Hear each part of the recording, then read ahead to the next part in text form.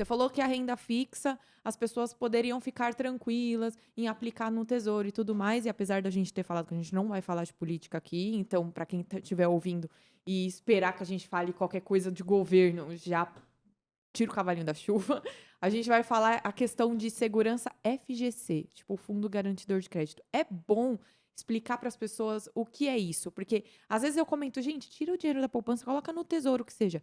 Ah, não, mas aí, numa troca de governo, eu corro o risco de acontecer o que aconteceu com o Collor. Mistura tudo as bolas.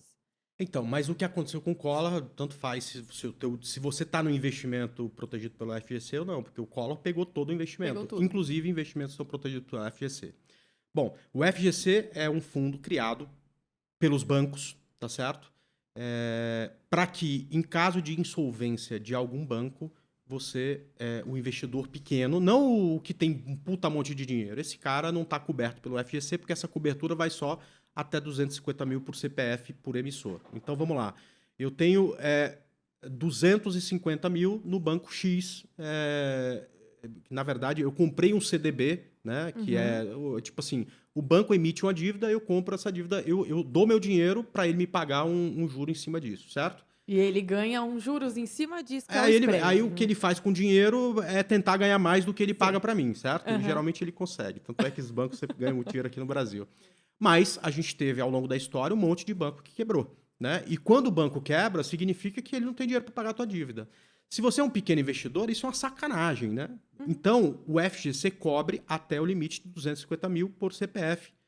E Se por você banco. por banco, né? Então, caso tenha alguma insolvência de banco, isso aconteceu nos últimos 10 anos, umas 2 ou 3 vezes, aí ele recebe uma lista de quem são esses correntistas e até os 250 mil ele devolve o dinheiro. E Tá? todos os investimentos? Não, alguns investimentos. Quando são investimentos mais complexos, o FGC entende que, cara, esse cara, se está fazendo isso, ele tem conhecimento do que ele está fazendo, né? O que é Ou difícil deveria?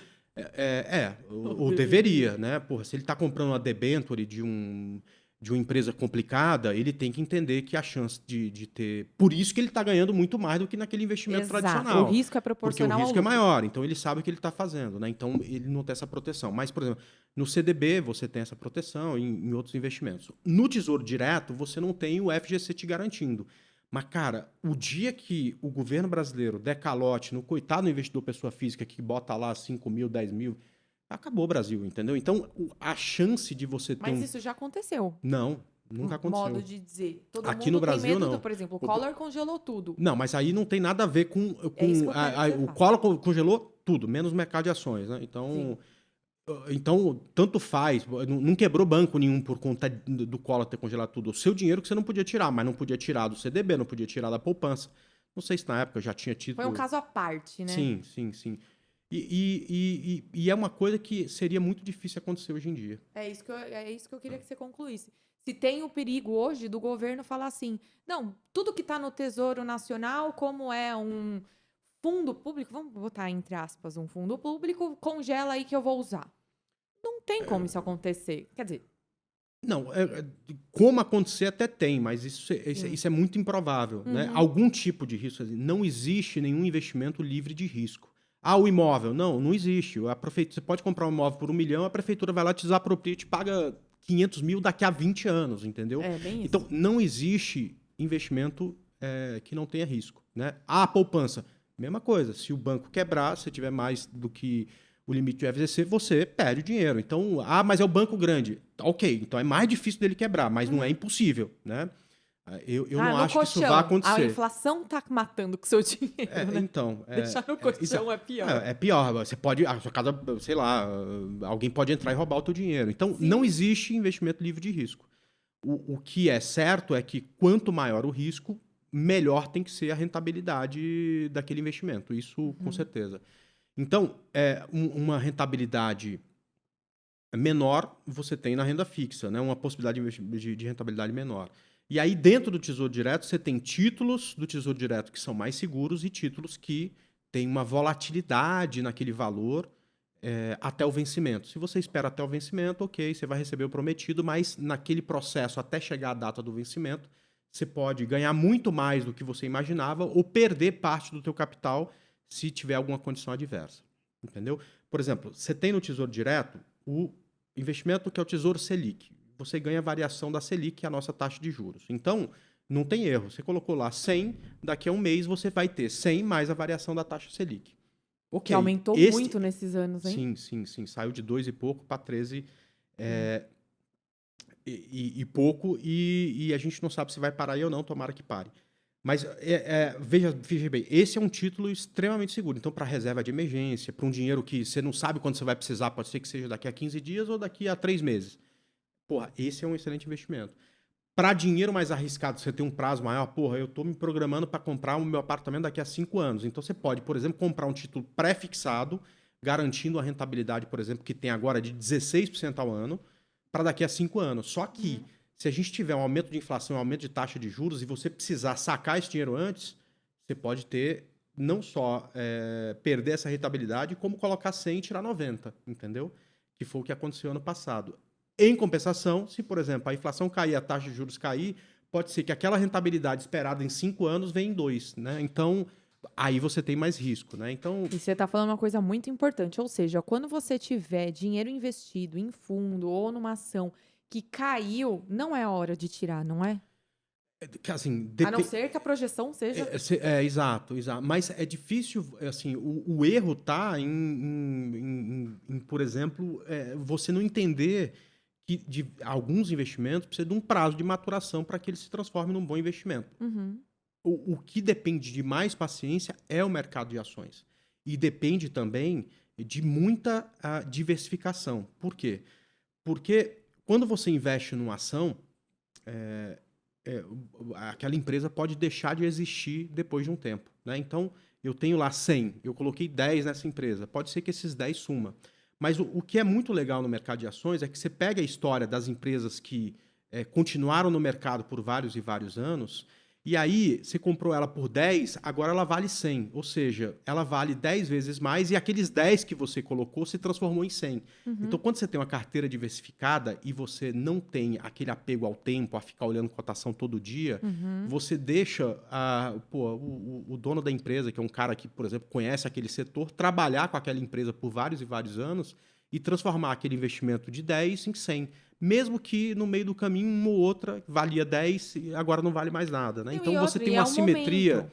muito grande, porque o que você coloca pode cair e você perder tudo que você colocou. Mas, assim, se você diversifica, a mesma fração ela vai valer 100 vezes mais. Tem ação que subiu nos últimos 20 anos 40.000%, entendeu? Então, tem uma simetria quando você diversifica para que você tenha um ganho no longo prazo com o mercado de ações muito grande. Mas, André, quando você fala assim, me vem uma dúvida na cabeça. Ó, Por exemplo, que é legal há até. 1 minuto, tá? A Tá. Americanas entra com pedido de recuperação judicial, só que você falou que queria falar da... Ah, nós vamos entrar já nesse assunto e vamos falar do que é recuperação judicial também. Por exemplo, em falar nisso, eu já tava. Ai, eu tenho que segurar a minha língua, meu Deus! Ação, vamos voltar. Uma ação de 10 que se torna 100, muitas vezes, em determinados momentos entre esse lapso temporal dos 10 e 100, ela valeu muito menos. Quem sacou com Então, ela em queda, falou, perdi dinheiro. Por isso que eu falo que caiu, não sai desesperado tirando. Olha se é cíclico, né? Porque falam que a bolsa você tem que acompanhar. Tem muitas ações que dão pico para cima, pico para baixo. então, Pra cima, isso pra é baixo. importante. Não sai de 10 e vai passeio numa curva assim. É assim, né? Então, assim, um grande lance. Eu acho que para quem está escutando e não conhece o mercado de ações, antes de encarar isso sozinho, você precisa aprender, se você quer investir a longo prazo, um tipo de análise chama análise fundamentalista e ter pelo menos uma ideia de como funcionam as empresas, de como funciona cada setor, de como funciona aquela empresa, de indicadores de fundamentalistas, se está na hora de comprar mais ou menos aquela ação, ou seja, exige muita dedicação, né? Tem gente que gosta de fazer isso, André, eu sou médico, mas gosto de estudar as minhas empresas. E aí o cara vai lá, monta uma carteira com 20, 30 ações aqui no Brasil, e aquela parte do investimento que vai para a renda variável, ele está tão diversificado que não tem problema, uma ou duas não ir para frente, porque a que vai, ela sobe tanto que te dá o retorno daquela que não foi e muito mais, Esse é o certo? lado bom dos fundos, né? Aí que tá, porque quem... Ah, não, André, eu não quero essa dor de cabeça. Pô, você tem fundo de investimentos em ações. O que é um fundo? Bom, você tem um cara que é o gestor. Na verdade, geralmente, grandes fundos têm o gestor e mais, sei lá, 20 analistas que ajudam o cara a tomar a decisão. que ele faz o trabalho de escolher quais são as ações que vai ter no fundo. Então, você está diversificado nesse fundo. E você pode comprar cotas de diversos fundos de investimento. Você fica mais diversificado ainda. Então, você paga uma taxa de administração, que é cada vez menor aqui no Brasil, para que um cara que só vive disso, tá certo? Que tem um nome a Respira zelar, isso. né? Porque a gente tem um nome a zelar. Eu não posso fazer falando para você comprar um monte de coisa, você tem prejuízo, você vai falar, porra, o André não é um bom analista. Então, esse cara tem um nome a zelar, vive disso, tá certo?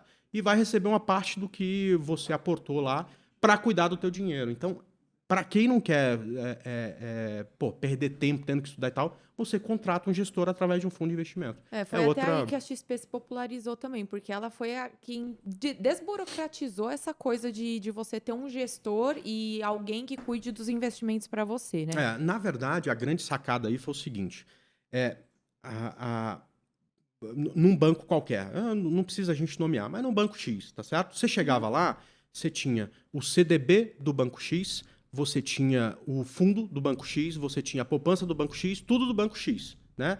Então, meio que não tinha concorrência, não tinha como você chegar nesse banco X e falar, não, mas eu quero comprar o CDB do banco Y que está pagando mais. O que a XP fez, a partir de talvez 2012, 2013, foi criar uma prateleira onde ela fala, cara, ó, eu tenho o CDB do banco X, do Y, do Z, Sim. o do X está pagando tanto, o risco é esse, o do Y está pagando tanto, o risco é esse, e deu poder do cara de escolher. Sim. Então, você deu opção. E com isso, os bancos tradicionais tiveram que, em algum momento, se mexer e criar também essa prateleira. Então, hoje, no seu bancão, provavelmente você tem como comprar o CDB do banco X, mas também o CDB do banco Y, coisa que não existia lá atrás, né? Então, eu acho As coisas foram se quer dizer, moldando, né? a razão do sucesso de uma empresa não é exatamente isso, mas isso também contribuiu muito para o sucesso da XP, para o crescimento dela nos últimos anos, né? Sim, e também chegar ao investidor direto, porque antes até tinha, você ouvia falar de corretoras de valores e etc, mas era aquela coisa, você dava o dinheiro para a corretora e a corretora diversificava o investimento. A XP meio que abriu o caminho direto entre você e o investimento em si, não é? Sim, sim. E aí eu acho que foi aí também grande sucesso.